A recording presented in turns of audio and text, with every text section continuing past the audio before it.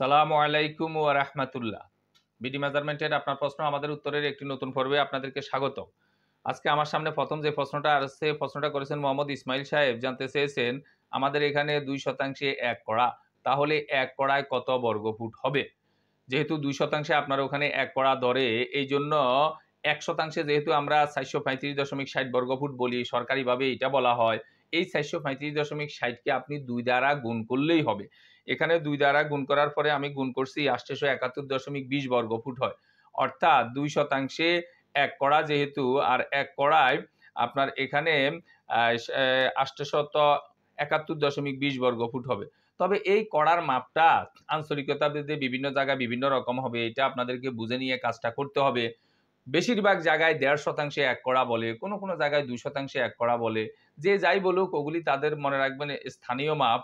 বাকি সারা দেশে এটা হলো স্ট্যান্ডার্ড, যেটা শতাংশ এবং একরে ধরে। এটা আপনি কাগজপত্রে দেখবেন। অন্যগুলা যখনই স্থানীয় মাপ আপনি পাবেন, আপনি শতাংশের সাথে তুলনা করে ফেলবেন যে আমাদের এদিকে কত শতাংশে কড়া বলে, কত শতাংশে গন্ডা বলে। তাহলে আর এই জিনিসটা সমস্যা হবে না।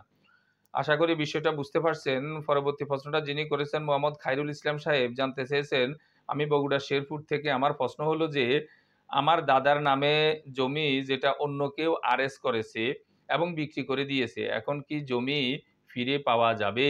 যেহেতু আপনার দাদার নামের জমি এবং এই জমিটা আরএস রেকর্ড অন্যদের নামে হয়ে গেছে, আর এরা আরএস বলেই অন্যের কাছে আবার বিক্রিও করে দিয়েছে।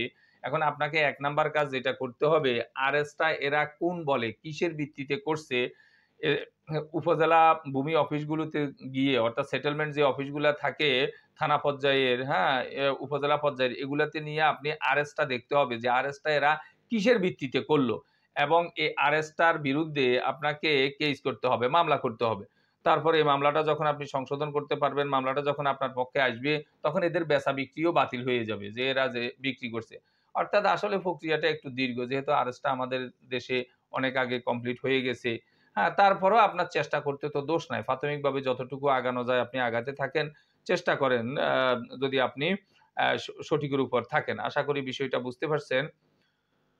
পরবর্তী প্রশ্নটা যিনি করেছেন মোহাম্মদ রমজান আলী শাহ, জানতে চেয়েছেন আমি জানতে চাই লম্বায় ১১০ ফিট এবং পাশে হইল ১২ ফিট, তাহলে কত গন্ডা হয়? আপনি লম্বা এবং অর্থাৎ দৈর্ঘ্য প্রস্থ যেই ২ টা আছে, এই ২ টা আপনি গুণ করবেন।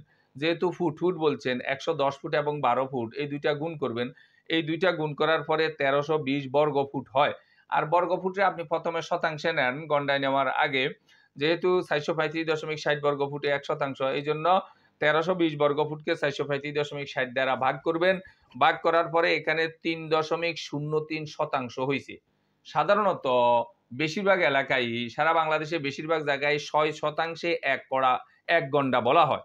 যার কারণে এই ৩.০৩ কে আমি ৬ দ্বারা ভাগ করলাম। আপনার এখানে গন্ডাটা বাইর করলে আসে 0.51, অর্থাৎ 0.51 গন্ডা, অর্থাৎ আধা গন্ডার মতো হয়। আপনার সুবিধার জন্য বিষয়টা আমি যেভাবে করছি এভাবে এখানে লিখে দিলাম। আপনি একটা স্ক্রিনশট রেখে দিতে পারেন এবং ভিডিওটা থামাইয়া দেখেও নিতে পারেন যে কিভাবে কাজটা করা হয়েছে। আশা করি বিষয়টা বুঝতে পারছেন। কোন অংশে না বুঝলে আমাদেরকে আবারও জিজ্ঞাসা করলে আমরা জবাব দেওয়ার চেষ্টা করব ইনশাআল্লাহ। পরবর্তী প্রশ্নটা যিনি করেছেন মোহাম্মদ আবুল কাসেম সাহেব, জানতে চেয়েছেন স্যার আমি বরিশাল থেকে বলছি, মোট জমি থেকে আমি কিভাবে ১% বের করব? মোট জমি, বড় জমি, অর্থাৎ ৫%, ১০%, ৭%, ৯০% যাই থাকুক না কেন, এখান থেকে আপনি ১% জমি আলাদা করতে চান। এখন এই ১% জমি আলাদা করতে গেলেও আগে আপনাকে একদিকে কতটুকু নেবেন এই কথাটা আপনাকে জানতে হবে। একদিক যত ছোট নিবেন, অন্য দিক আরো তত বড় হয়ে যাবে। অর্থাৎ দৈর্ঘ্যের দিকে যত বড় নিবেন, প্রস্থ তত ছোট হবে। আবার প্রস্তরে বড় করতে, করতে দেখা গেছে যে দৈর্ঘ্য প্রস্থ অনেক সময় একটা কথারে সমানও নিতে পারেন। এগুলি আপনার অবস্থার উপর নির্ভর করবে। আসলে আপনি জমিটাকে কিভাবে নিবেন। একবারে যদি চতুর্দিকে সমান আইল নিতে চান, তাহলে আমরা বলি, বা আপনি হিসাব নিকাশ সহ দেখবেন, যেহেতু ১% সমান ৪৩৫.৬০ বর্গফুট, এটারে রুট ওভার করলে চতুর্দিকের আইলটা প্রায় ২১ ফিট বাই ২১ ফিট দিলে, ২১ ফিট থেকে সামান্য ২-১ ইঞ্চি কমের মতো পড়ে। এরকম ২১ ফিট বাই ২১ ফিট দিলে আপনার ১% জমি হয়ে যাবে। আর এখন স্পেসিফিক আপনি যদি একদিকে কোনো একটা নির্দিষ্ট পরিমাণ আইল নিতে চান, ধরেন আপনি একদিকে নিবেন ২০ ফিট। তাহলে অন্যদিকে কত ফিট হবে? তাহলে 435.60 কে আপনি প্রথমে 20 দ্বারা ভাগ করবেন, অপর দিকের আইলটা হয় 21.78 ফুট। এখন 0.78 ফুট যে আছে এটাকে কিন্তু বাস্তব মাঠে দিতে ইঞ্চিতে নিয়ে দিতে হবে। যার কারণে এখানে আমি আপনাকে ইঞ্চিতে নিয়ে দেখাইলাম। 0.78 ফুটে আরো 9 ইঞ্চি হয়। অর্থাৎ একদিকে যদি আপনি 20 ফিট দেন, অন্যদিকে যদি 21 ফুট 9 ইঞ্চি দেন, তাহলে আপনার এই জমিটা দেখা গেছে যে 1% হবে। এখন 20 ফিটের জায়গায় যদি এখানে আপনি 18 ফিট করেন, 17 ফিট করেন, 15 ফিট করেন, তো এই 15 দিয়ে, 17 দিয়ে, 18 দিয়ে যখন আমি 435.60 কে ভাগ করব, অপর দিকের আইলটা আমার তখন বের হয়ে আসবে। আপনার সুবিধার জন্য এই জিনিসটাও আমি এখানে এক টুকরা কাগজে এখানে কিভাবে করলাম আপনার সুবিধার জন্য দেখিয়ে দিতেছি। আপনি এটাকে একটা স্ক্রিনশট নিয়ে রেখে দিতে পারেন এবং ভিডিওটা থামাইয়া দেখতেও পারেন যে কিভাবে কাজটা করা হয়েছে। আশা করি বিষয়টা বুঝতে পারছেন। কোনো অংশে না বুঝলে আমাদেরকে আবারও জিজ্ঞাসা করলে আমরা জবাব দেওয়ার চেষ্টা করব ইনশাআল্লাহ।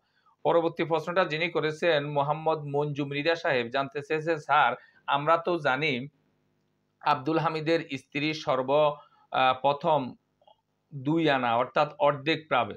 বাকি 2 আনা 2 আনা পাবে। বাকি অংশ মেয়ে পাবে, বাকি অংশ মেয়ে পাবে, অর্ধেক ভাই পাবে, অর্ধেক এটা ঠিক কিনা? আমি প্রশ্নটা আবার পড়তেছি। স্যার আমরা তো জানি আব্দুল হামিদের স্ত্রী সর্বপ্রথম 2 আনা পাবে। বাকি অংশ মেয়ে অর্ধেক, ভাই অর্ধেক পাবে। আসলে আপনার কথাটা এরকম ছিল। আসলে আপনার এইটা জানা ঠিক না। আমাদের এই জানাটা একটু ভুল আছে। আপনি এখানে ফারায়েজের যে মূল বিষয় সেটা হলো স্ত্রী সন্তান আছে বিধায় যেহেতু মেয়ে আছে, স্ত্রী পাবে ৮ ভাগের ১ ভাগ।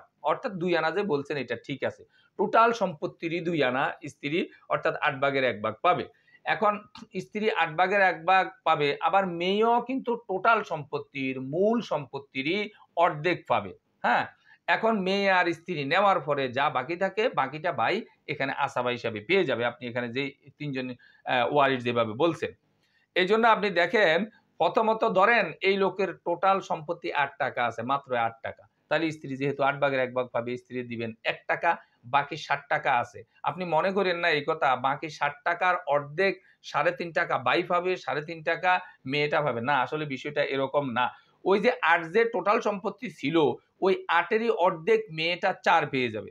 তাহলে মেয়ে নিল ৪, স্ত্রী নিল ১, আর বাকি ৪ এ আর ১ এ যে ৫ গেল, তাহলে টোটাল সম্পত্তি যে ৮ ছিল, ওই ৮ এর থেকে আমরা এই ৫ বাদ দেব, আর ভাই পাবে এখানে ৩। আসলে মূল ফারায়েজটা এখানে এভাবে হবে। আপনার আমরা যদিও কোনোটা অন্যভাবে জানি তাহলে আমাদেরকে সংশোধন করে নিতে হবে। আশা করি বিষয়টা বুঝতে পারছেন। কোনো অংশে না বুঝলে আমাদেরকে আবারও জিজ্ঞাসা করলে আমরা জবাব দেওয়ার চেষ্টা করব ইনশাআল্লাহ। ভিডিওটি ভালো লাগলে লাইক, কমেন্ট এবং শেয়ার করবেন। আমাদের ধারাবাহিক ভিডিওগুলো পাওয়ার জন্য চ্যানেলটাকে সাবস্ক্রাইব করবেন। এই আশাবাদ ব্যক্ত রেখে আমাদের আজকের প্রশ্নোত্তর পর্বটা এখানে শেষ করছি। আল্লাহ হাফেজ।